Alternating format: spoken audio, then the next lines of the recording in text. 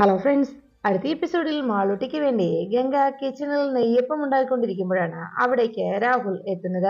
രാഹുൽ ഗംഗയെ കുറെ നേരം അങ്ങനെ നോക്കുന്നത് കണ്ടതോടെ ഗംഗയ്ക്ക് ആകെ അസ്വസ്ഥത തോന്നുന്നു. അവസാനം രാഹുൽ ഗംഗയുടെ അരികിലേക്ക് എത്തി, ഞാനൊരു നെയ്യപ്പം എടുക്കുകയാണ് എന്ന് പറഞ്ഞുകൊണ്ട് അതിൽ നിന്നൊരു നെയ്യപ്പം എടുത്ത് കഴിക്കുന്നു. ആഹാ, നല്ല ടേസ്റ്റ് ഉണ്ട്.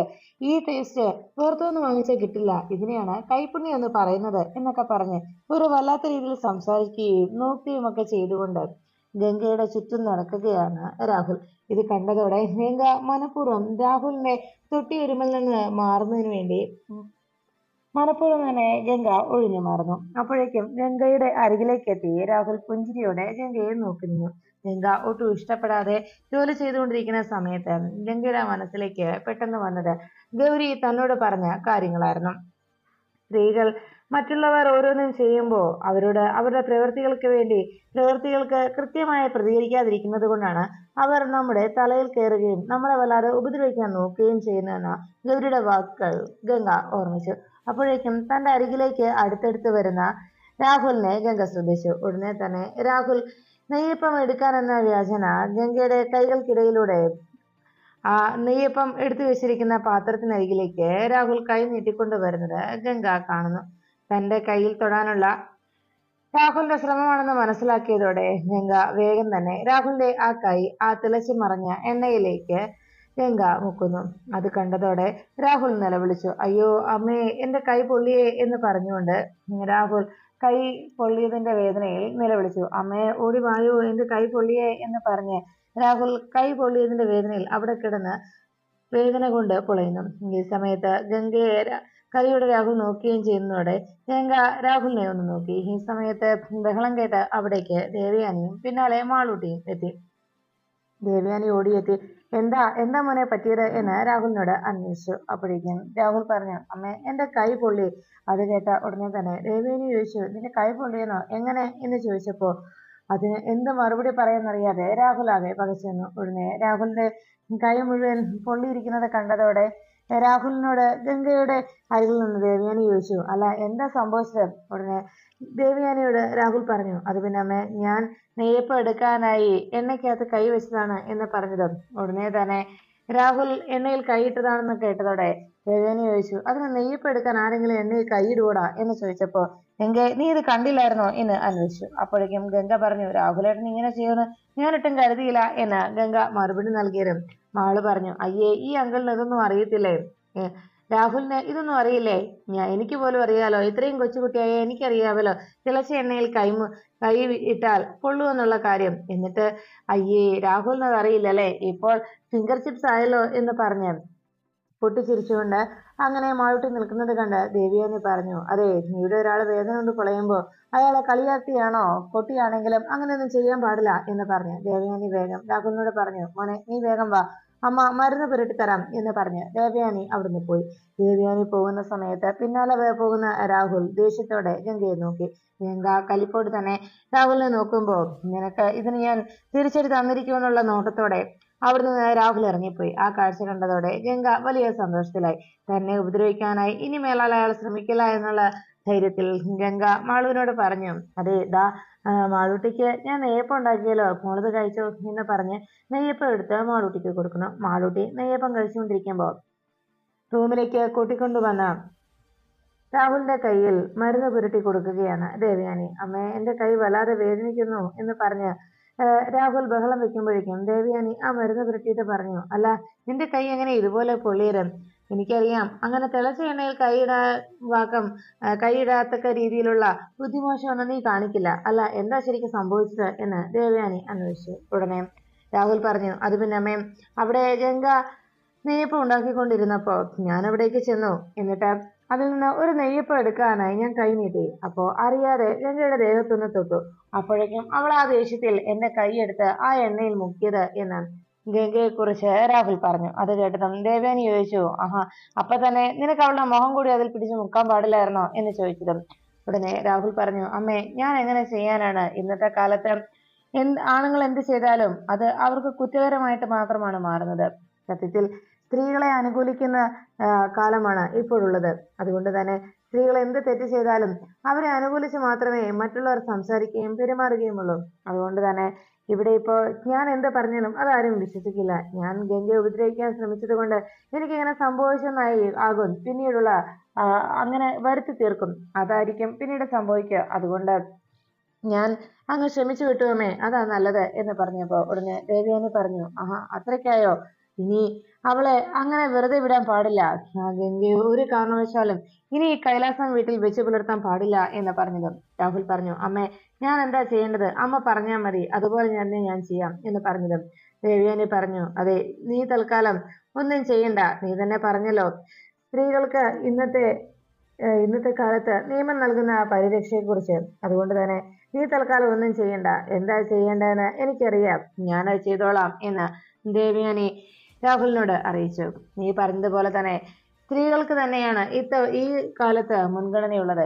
അതുകൊണ്ടാണല്ലോ പലയിടത്തും ഒന്നിൽ കൂടുതൽ ആളുകളെ സൈനൈഡ് കൊടുത്തും അതുപോലെ തന്നെ കഷായത്തിൽ വിഷം കലർത്തിയും ഒക്കെ സ്ത്രീകൾ അപായപ്പെടുത്തിയിട്ടും അവരെ പിടികൂടാനോ അവരെ സംശയിക്കാനോ ചോദ്യം ചെയ്യാനോ പോലും 1-2 തവണ ആവർത്തിച്ച് ആലോചിക്കേണ്ടി വന്നത് എന്ന് ദേവയാനി അറിയിച്ചു. ഈ സമയത്ത് ഗംഗ റൂമിലേക്ക് എത്തിയതും വിവരങ്ങൾ ഗൗരിയോട് പറഞ്ഞത് കേട്ട് ഗൗരി പറഞ്ഞു, എന്തായാലും നന്നായി ഗംഗെ, നിനക്ക് നിന്റെ ഉള്ളിലുള്ള ശക്തി എന്താണെന്ന് നിനക്ക് മനസ്സിലായില്ലേ? നിന്നെ ഉപദ്രവിക്കാൻ വരുന്നവരെ എങ്ങനെ നേരിടണമെന്ന് നീ മനസ്സിലാക്കിയില്ലേ എന്ന് ഗംഗയോട് ഗൗരി ചോദിച്ചതും ഉടനെ ഗംഗ പറഞ്ഞു, എന്റെ ഗൗരി ചേച്ചി ഉണ്ടായിരുന്നത് കൊണ്ടാണ്, ഗൗരി ചേച്ചി പറഞ്ഞത് കൊണ്ടാണ് ഞാൻ അങ്ങനെയൊക്കെ പ്രതികരിച്ചത്. അല്ലായിരുന്നെങ്കിൽ ഇപ്പോഴും ഞാൻ ഭയന്ന് മാറി അയാളുടെ പിടിയിൽ നിന്ന് ഓടി രക്ഷപ്പെടാൻ ശ്രമിച്ചുകൊണ്ടേയിരുന്നേനെ എന്ന് പറഞ്ഞതും ഗൗരി പറഞ്ഞു, അതെ പ്രതികരിക്കേണ്ടടുത്ത് നമ്മൾ പ്രതികരിക്കാതിരിക്കുമ്പോഴാണ് പലപ്പോഴും ഇത്തരം പ്രശ്നങ്ങളൊക്കെ ഉണ്ടാകുന്നത്. എന്നാലും ഇനി സൂക്ഷിച്ചിരിക്കണം ഗംഗയെ. ആ രാഹുലിനെ നീ വേദനിപ്പിച്ച് വിട്ടതുകൊണ്ട് നിനക്ക് ഇപ്പോൾ ഇവിടുത്തെ ശത്രുക്കളുടെ എണ്ണം കൂടിയിരിക്കുകയാണ്. മറ്റുള്ളവർ നിന്നെ ഇവിടെ നിന്ന് അപായപ്പെടുത്താനും ഇവിടുന്ന് പറഞ്ഞയക്കാനും ഒക്കെ അവർ പല ആവർത്തി ശ്രമിച്ചെന്നിരിക്കും എന്ന് പറഞ്ഞു. ഗംഗ അതിനെക്കുറിച്ച് ആലോചിച്ചതും ഗൗരി പറഞ്ഞു, മാത്രമല്ല ഞാൻ നിന്നെ സഹായിക്കുന്നുണ്ട് എന്നുള്ള ഒരറിവും അവർക്ക് ഉണ്ടായിട്ടുണ്ട്. അതുകൊണ്ട് തന്നെ എന്നെ എത്രയും വേഗം ഇവിടെ നിന്ന് പറഞ്ഞയക്കാനുള്ള ശ്രമമായിരിക്കും ഇനി അവരുടെ ഭാഗത്തു നിന്ന് ഉണ്ടാകാൻ പോകുന്നത്. അവരതിനെ ശ്രമിച്ചുകൊണ്ടേയിരിക്കും. ഏതെങ്കിലും വലിയ മന്ത്രവാദിനിയെ വിളിച്ചുകൊണ്ട് വന്ന് എന്നെ എത്രയും വേഗം ബന്ധിക്കാനായിരിക്കും അവർ ശ്രമിക്കുക. എനിക്ക് അതിനു മുമ്പായി എനിക്ക് ചില ലക്ഷ്യങ്ങളുണ്ട് ഗംഗെ, അതെനിക്ക് നീ സാധിച്ചു തരണം. ആ ലക്ഷ്യത്തിലെത്താൻ നീ എന്നെ സഹായിക്കണം എന്ന് പറഞ്ഞു. അത് കേട്ടതും ഗംഗ പറഞ്ഞു, ഞാൻ എന്താ ഗൗരീച്ചി ചെയ്യേണ്ടത്? ഗൗരീച്ചി പറഞ്ഞാൽ മതി, അതുപോലെ ഞാൻ ചെയ്യാം എന്ന് പറഞ്ഞതും ഗൗരി പറഞ്ഞു, അതെ ഞാനന്ന് ഈ ലോകത്തെ ഒന്ന് വിട പറഞ്ഞു പോയത്, അല്ലെങ്കിൽ എനിക്കന്ന് സംഭവിച്ച അപകടം അതൊരു അപകടമായിരുന്നില്ല, അതൊരു അപകടമോ ആത്മഹത്യയോ ആയിരുന്നില്ല. മനഃപൂർവ്വം എന്നെ ആരോ അപായപ്പെടുത്തിയതാണ് ഗംഗെ. അത് കേട്ടതും ഗംഗ ഞെട്ടി. ഉടനെ ഗൗരി പറഞ്ഞു, അന്ന് ഞാനും മഹിയേട്ടനും തമ്മിൽ എന്തോ കാര്യത്തിന് അന്ന് സൗന്ദര്യപ്പിണക്കമുണ്ടായി. ആ വഴക്കിന്റെ പേരിൽ ഞാൻ ഈ വീട് വിട്ടിറങ്ങാൻ തയ്യാറായി. മഹി ഗൗരിയെ തടഞ്ഞു നിർത്തിക്കൊണ്ട്, ഗൗരി നീ ഇതിന്റെ പേരിൽ ഇവിടെ നിന്ന് പോവുകയാണെങ്കിൽ പിന്നെ ഇനി മുതൽ നമ്മൾ തമ്മിൽ യാതൊരു ബന്ധവും ഉണ്ടാവുകയില്ല എന്ന് ഗൗരിയോട് മഹി താക്കീതെന്നോണം പറഞ്ഞതും, അതെ ഇനി മുതൽ നമ്മൾ തമ്മിലൊരു ബന്ധവും ഉണ്ടാവുകയില്ല എന്ന് ഗൗരി വാക്ക് നൽകി. ഉടനെ മഹി പറഞ്ഞു, അങ്ങനെയാണെങ്കിൽ എന്റെയും മോളുടെയും കാര്യത്തിൽ നീ ഇനി ഒരിക്കലും ഇടപെടാൻ പാടില്ല എന്നും ഗൗരിയോട് മഹി പറഞ്ഞതും, അതെ ഞാൻ നിങ്ങളുടെ രണ്ടുപേരുടെയും കാര്യത്തിൽ ഇനി ഒരിക്കലും ഞാൻ ഇടപെടില്ല. എനിക്ക് എന്റെ വഴി, മഹിയേട്ടന്റെ വഴി എന്ന് പറഞ്ഞു അങ്ങനെ ഗൗരി പോകാൻ തയ്യാറായതും, അങ്ങനെയാണെങ്കിൽ നീ എന്റെ കയ്യിൽ തൊട്ട് സത്യം ചെയ്യ എന്ന് പറഞ്ഞു ഗൗരിയോട് സത്യം ചെയ്യാനായി മഹി ആവശ്യപ്പെട്ടതും അന്ന് മഹിയുടെ കയ്യിൽ സത്യം ചെയ്ത് ഗൗരി അവിടുന്ന് പോരാനായി ഒരുങ്ങിയതും ഗൗരി ഗംഗയെ അറിയിക്കണം. അന്ന് ഞാൻ ഭാഗമെടുത്ത് സ്റ്റേജിറങ്ങി വരുന്ന സമയത്താണ് പെട്ടെന്ന് അപ്രതീക്ഷിതമായി എന്തോ ഒരു ശബ്ദം ആ കിച്ചണിൽ വെച്ച് ഞാൻ കേട്ടു. കിച്ചണിൽ എന്തോ ഒരു ശബ്ദം കേട്ടതോടെ ഞാൻ കിച്ചണിലേക്ക് പോയി എന്ന് ഗൗരി ഗംഗയോട് പറയുന്നു. കിച്ചണിൽ ചെന്ന് ഞാൻ അവിടെ നോക്കിയതും അവിടെ എന്തോ പാത്രം വീഴുന്ന ശബ്ദം കേട്ട് അവിടെ ആരായിരിക്കും, എന്താ സംഭവിച്ചെന്ന് അറിയാനേ അവിടെ ചെന്ന് ഞാൻ പരിശോധിച്ചു. പക്ഷേ അവിടെ കിച്ചണിൽ ഒന്നും തന്നെ ആരെയും തന്നെ ഞാൻ കണ്ടതുമില്ല.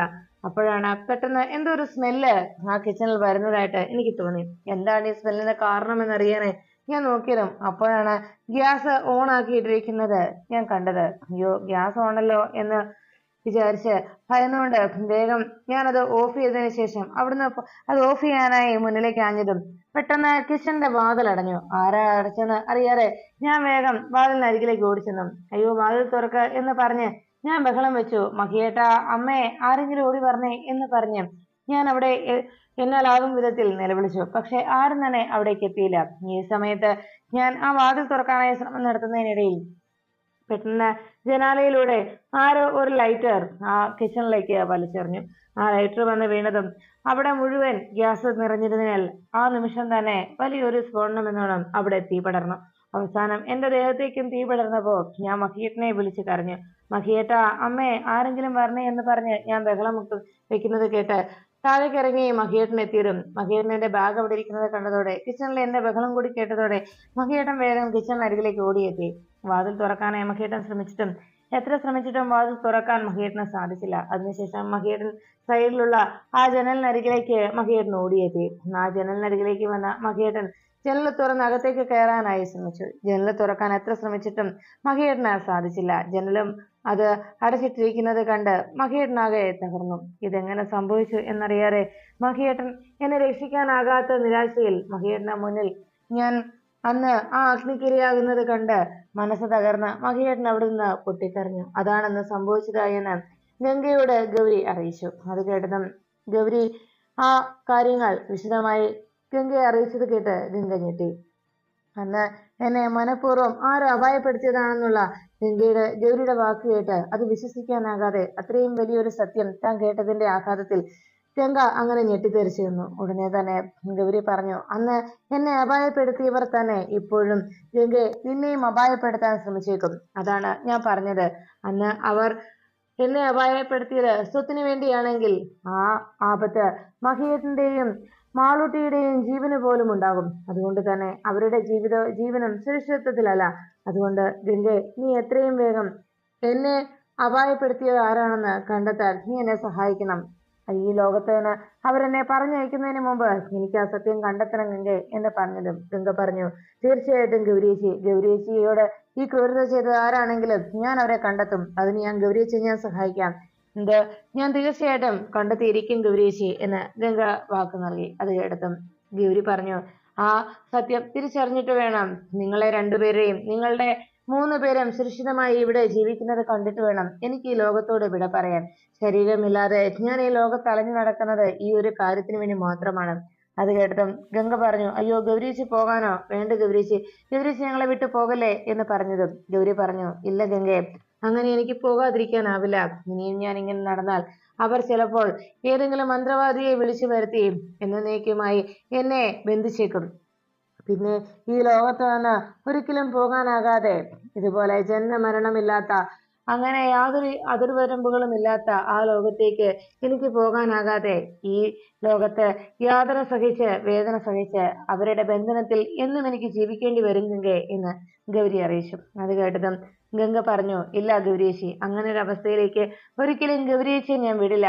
അതിനു മുൻപ് തന്നെ നമ്മൾ അവരെ കണ്ടെത്തിയിരിക്കും എന്ന് ഗംഗ ഗൗരിക്ക് വാക്ക് നൽകുന്നു. ഈ സമയത്ത് ദേവയാനി തന്റെ കയ്യിലിരുന്ന വിഷക്കുപ്പിയെയും ഹൈമവതിയെയും ശ്രേയയും കാണിക്കുന്നു. ഇത് കണ്ടതോടെ ഹൈമവതി ചോദിച്ചു, അല്ല നാത്തൂൻ എന്താ ഈ പറഞ്ഞു വരുന്നത്? അതെ, ഈ വിഷം കഴിച്ചിട്ട് നാത്തൂന്റെ സ്വന്തം ജീവൻ പോലും അപകടത്തിൽപ്പെടുത്തി ഇങ്ങനൊരു നീക്കത്തിന്, ഇങ്ങനൊരു പരീക്ഷണത്തിന് തുനിയേണ്ട കാര്യമുണ്ടോ നാത്തൂനെ? നാത്തൂൻ ഇങ്ങനെയൊന്നും ചെയ്യേണ്ട ആവശ്യമില്ലല്ലോ. ആ ഗംഗയെ ഓടിക്കാനാണെങ്കിൽ ഇത് അവൾക്ക് കൊടുത്താൽ പോരെ? എന്നേക്കുമായി അവളുടെ ശല്യം ഒഴിവായി കിട്ടുമല്ലോ എന്ന് ഹൈമവതി ചോദിച്ചു. അപ്പോഴേക്കും ഹൈമവതി പറഞ്ഞു, അല്ല, അങ്ങനെ ചെയ്യുന്നതല്ലേ നാത്തൂനെ നല്ലത്. നീ ഇത് കഴിച്ചു കഴിഞ്ഞാൽ ചിലപ്പോ ഓരോരുത്തരും പറഞ്ഞു കേട്ടിട്ടുള്ളത് പോലെ ചിലപ്പോൾ ഇത്തരം വിഷം കഴിച്ചു കഴിഞ്ഞാൽ അത് ആന്തരിക അവയവങ്ങളിൽ ഏതെങ്കിലും ഒന്നിനെ ബാധിച്ചു കഴിഞ്ഞാൽ അതിൽ നിന്ന് ജീവിതകാലം മുഴുവൻ നമ്മൾ അനുഭവിക്കേണ്ടി വരും. അഥവാ മാറ്റിവെക്കാൻ കഴിയാത്ത വല്ല അവയവമാണെങ്കിൽ പിന്നെ പറയുകയും വേണ്ട എന്നെല്ലാം ഹൈമവതി അറിയിച്ചു. അത് കേട്ടതും ദേവയാനി പറഞ്ഞു, അതെ, കുറച്ച് റിസ്ക് ഉള്ള കാര്യമാണ്. എന്നാലും റിസ്ക് ഉള്ള കാര്യങ്ങൾ ഏറ്റെടുത്താലല്ലേ നമുക്ക് നല്ല വിജയത്തിലെത്താൻ കഴിയൂ എന്ന് ദേവയാനി ശ്രേയയോടും ഹൈമവതിയോടും അറിയിച്ചു. അതുകൊണ്ട് തന്നെയാണ് ഞാൻ ഇങ്ങനെ ചെയ്യുന്നത്. അപ്പോഴേക്കും ഹൈമവതി ചോദിച്ചു, എലിയെ പേടിച്ച് ഇല്ലം ചുടേണ്ട ആവശ്യമുണ്ടോ നാത്തൂനെ എന്ന് ചോദിച്ചതും ഹൈമവതിയോട് ശ്രേയയോടും ദേവയാനി പറഞ്ഞു, അതെ, തൽക്കാലം ഇതിങ്ങനെ ചെയ്തേ പറ്റൂ. ഇതിന്റെ പ്രശ്നങ്ങൾ എന്തൊക്കെയാണെന്ന് എനിക്കറിയില്ല. പക്ഷേ നാളെ ഗംഗ എനിക്ക് വേണ്ടി ഉണ്ടാക്കുന്ന ഭക്ഷണത്തിൽ നിങ്ങൾ ഈ വിഷം കലർത്തണം. ഇത് ശ്രേയ വേണം ചെയ്യുവാൻ.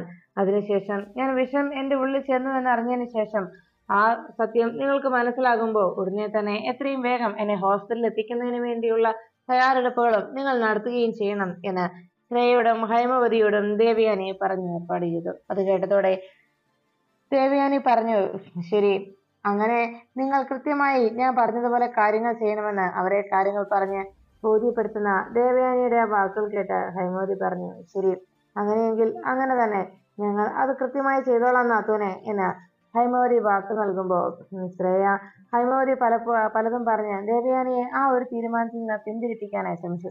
അല്ലെങ്കിലും ആ ഗംഗ ഇല്ലാതാക്കാൻ നാത്തൂൻ ഇങ്ങനെ ഒരു പ്രവൃത്തി ചെയ്യേണ്ടതുണ്ടോ എന്നായി വീണ്ടും ഹൈമവതിയുടെ ചോദ്യം. അപ്പോഴേക്കും ദേവയാനി പറഞ്ഞു, അതെ, ഇനിയും അവളെ ഇങ്ങനെ ഇവിടെ നിലനിർത്തിക്കൊണ്ട് പോകുന്നത് ശരിയല്ല. അവള് എന്റെ മക്കൾക്ക് നേരെ പോലും ആക്രമണം തുടങ്ങിയിരിക്കുന്നു. അവരെ പോലും വെറുതെ വിടാതായിരിക്കുന്നു. അതുകൊണ്ട് തന്നെ അവൾക്കൊരു തിരിച്ചടി കൊടുത്തേ തീരൂ എന്ന് ദേവയാനി അറിയിച്ചു. ഉടനെ എന്നാ ഇത് ഞങ്ങൾ സക്സസ് ആക്കി തന്നിരിക്കും ആന്റി എന്ന് ദേവയാനിക്ക് ശ്രേയ വാക്ക് നൽകി. അതിനുശേഷം ദേവയാനി അവിടെ നിന്ന് പോയി കഴിയുമ്പോഴേക്കും ഹൈമവതിയോട് ശ്രേയ ചോദിച്ചു, അമ്മേ, ഇതൊരു ഗോൾഡൻ ചാൻസ് ആണ്. അമ്മ എന്തിനാ അവരെ അതിൽ നിന്ന് നിരുത്സാഹപ്പെടുത്താനായി ശ്രമിച്ചുകൊണ്ടിരുന്നത്? അമ്മേ, ആ ഭ്രാന്ത് പിടിച്ച ആ തള്ള ഈ ഒരു കാര്യത്തോടെ അവരുടെ ജീവനും കൂടി തട്ടിപ്പോയ ഇതോടെ ഗംഗയും അവരും ഒരുപോലെ തന്നെ നമ്മുടെ ഈ ഒരു വഴിയിൽ നിന്ന് ഒഴിഞ്ഞു മാറി കിട്ടും. പിന്നെ ഇവിടെ എനിക്ക് ഇഷ്ടപ്പെട്ട എന്നെ മഹിയേട്ടനെ വിവാഹം കഴിച്ച് ഈ കൈലാസത്തിലെ രാജ്ഞിയായിട്ട് എനിക്ക് വാഴാം. പിന്നെ നമ്മൾ ഇവിടെ അടിച്ചു പൊളിക്കുമേ. അമ്മ അതിനിടയ്ക്ക് എന്തിനാ അവരോട് അങ്ങനെയൊക്കെ പറയാൻ പോയത്? ഞാൻ അതുകൊണ്ടാണ് അമ്മയെ ചവിട്ടിയത്. ഇനിയും അമ്മ അതുപോലെ തന്നെ തുടർന്നില്ലെങ്കിൽ ഞാൻ വീണ്ടും വാങ്ങി ചവിട്ടിയേനെ എന്ന് ചോദിച്ചിട്ടും, എടി, ഞാൻ നിന്റെ അമ്മയാ എന്ന് ഹൈമവതി പറഞ്ഞതും ഉടനെ ശ്രേയ പറഞ്ഞു, എന്റെ അമ്മയെ ഇത്രയും വലിയൊരു നേട്ടം കൈവരിക്കാൻ പോകുമ്പോ അമ്മയാ അമ്മൂമ്മയാ എന്നൊക്കെ പറഞ്ഞിട്ട് കാര്യമുണ്ടോ? അതെ, എത്രയും വേഗം നമുക്ക് അവരുടെ ഈ പദ്ധതി നടപ്പിലാക്കണം. വിഷം കഴിച്ച് അവരുടെ ജീവനം തട്ടിപ്പോയി കഴിഞ്ഞാൽ പിന്നെ നമുക്ക് സുഖമായില്ലേ അമ്മേ എന്ന് പറഞ്ഞു. ഉടനെ ഹൈമവതി പറഞ്ഞു, കൊള്ളാം മോളെ, നമ്മൾ ആഗ്രഹിച്ചതുപോലെയൊക്കെ നടക്കോ എന്ന് ചോദിച്ചതും ശ്രേയ പറഞ്ഞു, തീർച്ചയായിട്ടും ഈ കൈലാസത്തിൽ നമ്മൾ അങ്ങ് പൂണ്ട് വിളയാടുമേ, നോക്കിക്കോ. എന്തായാലും ഇനി ആ ഗംഗയെ ഇവിടെ ജീവിക്കാൻ നമ്മൾ സമ്മതിക്കില്ല. അവരെ കൊന്ന കുറ്റത്തിന് ഗംഗ അകത്തു പോകും. പിന്നെ ഇത് നമ്മുടെ ലോകമായി മാറും. അമ്മ നോക്കിക്കോ എന്ന് പറഞ്ഞ് ശ്രേയ ഇനി സംഭവിക്കാൻ പോകുന്ന കാര്യങ്ങളെ കുറിച്ചൊക്കെ മനക്കോട്ട കണ്ടുകൊണ്ട് അങ്ങനെ നിൽക്കുന്നു.